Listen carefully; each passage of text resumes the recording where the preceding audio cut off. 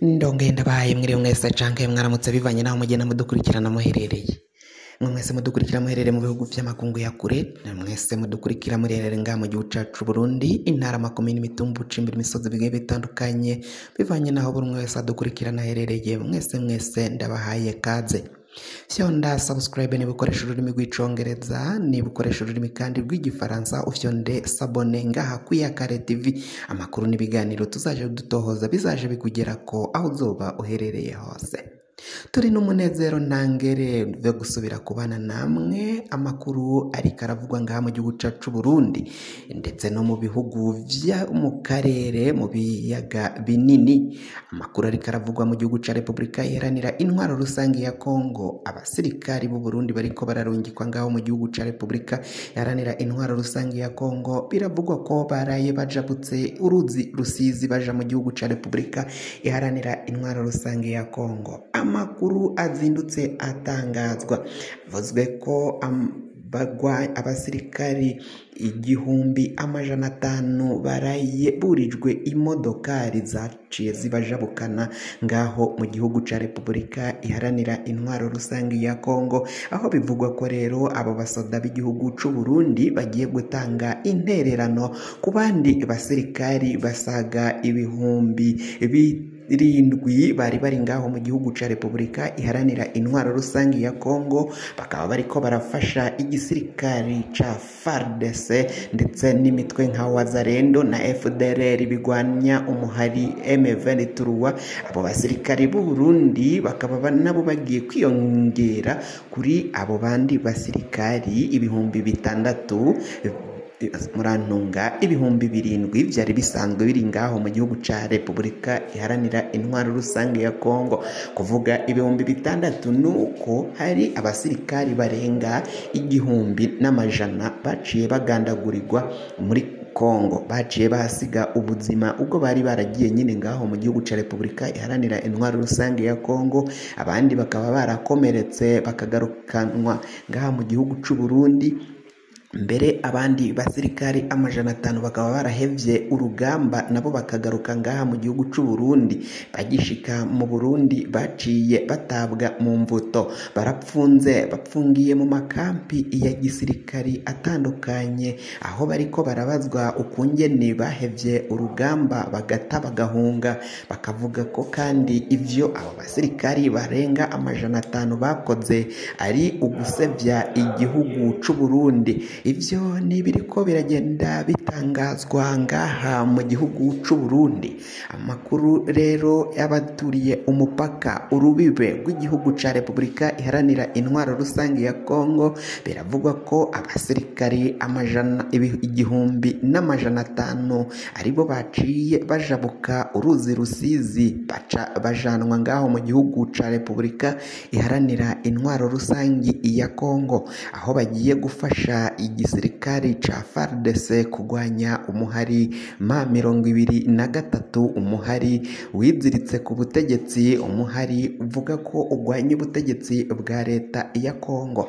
Leta ya Kongo yo ibandanya kuvuga ko ubwo umuhari wa M23 ari umuhari w'Abanyarwanda. Abanyarwanda nibo bateye ico gihugu. Umukuru w'ico gihugu ca Kongo ubwo yari ari mu myiyamamazo aherukamwo mu gisagara ca Bukavu ndetse no mu Buvira, aho yaciye yumvikana ko mu gihe yoramuka asubiriye gutorwa azobandanya asaba inteko nshingamateka canka abashingamateka bo ngaho muri ico gihugu kumuha uburenganzira akazohita atera igihugu c'u Rwanda akakirasaho ibisase, agakura ko ubutegetsi bwa Kigali, ubutegetsi bw'u Rwanda butwawe perezida akunzwe cyane n'abene gihugu biwe mu Rwanda, akaba akunzwe na Afrika ndetse kandi uyu perezida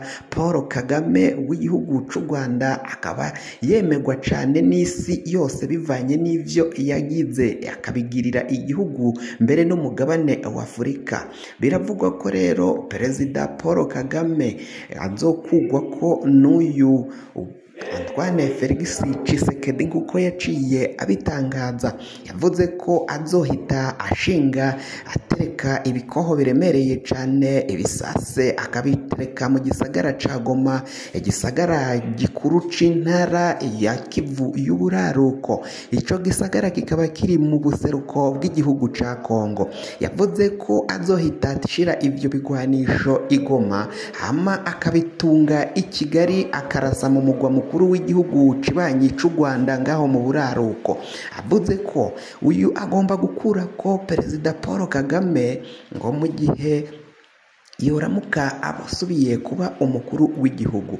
Abandi baraciye bibaza ni ukunge n'iki cyatumye atabandanya mukura ko mu gihe yahereye byose abivuga kandi yari perezida. Ubwo burenganzira yavuze azosaba umukuru abashinga amateka kuki atari yarabusavye na mbere mu kiringo yari asanzwe afise ngo atere ubutegetsi bwa Kigali, ubutegetsi bw'u Rwanda. Ivyo rero bamwe bakabona ko umukuru w'igihugu ca Repubulika iharanira intwaro rusangi ya Kongo Antoine Felix Tshisekedi ivyo yari arimwo ko ari ukwiyamamaza kugira ngo arabe ko yosubira kuba umukuru w'igihugu ca Kongo. Amakuru dukura muri bamwe mu bagize umugwi seni, umugwi ujejwe amatora ngaho mu gihugu ca Repubulika iharanira intwaro rusangi ya Kongo, biravugwa ko rero umukuru w'igihugu canke uwagiriwe icyizere uri imbere mu majwi ari Felix Antoine Tshisekedi, aho akurikirwa na Moise Katumbi. Moise Katumbi biravugwa ko yagize amajwi makeyi ugereranyije n'amajwi ya Felix Antoine Tshisekedi, bikaba biboneka ko Tshisekedi ari we ashobora kuzosubira kuba umukuru w'igihugu ca Kongo nk'uko amakuru ava ngaho agenda avyemeza. Kuri ubu ngubu rero ibintu birabandanya gukomera cyane ngaho mu gihugu ca Repubulika iharanira intwaro rusangi ya Kongo. Ibice bitandukanye umuhari M23 wari waraciye uha ingabo za EAC arizo zagenzuraga ivyo bice byari byarafashwe na M23.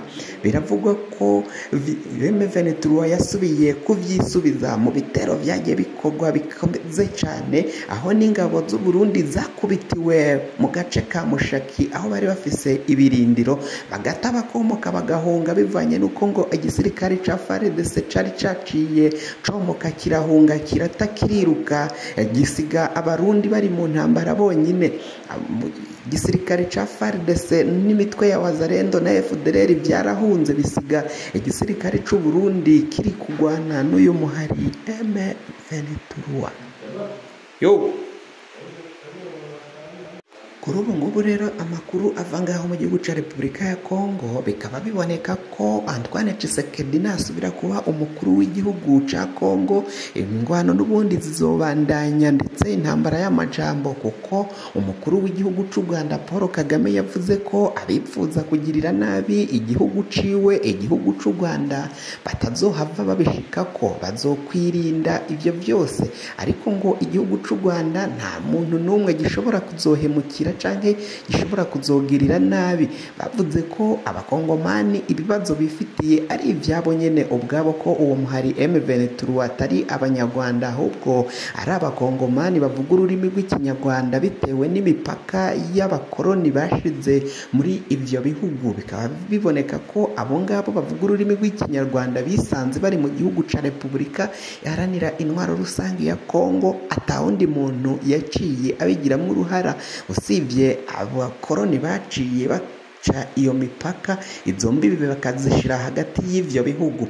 Bivuze ko rero abo ngabo bisanze mu gihugu ca Kongo bavuga ururimi rw'ikinyarwanda bagomba kwitwa abakongomani, batagomba kuzokwitwa abanyarwanda. Mu gihe baburana uburenganzira bwabo bwo kwitwa abakongomani, igihugu ndetse n'abategetsi ba Kongo baciye babuza abo bene gihugu batuye muri ivyo bice vya Kivu y'uburaruko mbere na Kivu y'ubumanuko. Ivyo byose bikaba vyibonekeza ko umukuru w'igihugu Felix Tshisekedi agomba kwicara hamwe akaganira n'iyo mitwe igwanya ubutegetsi bwiwe.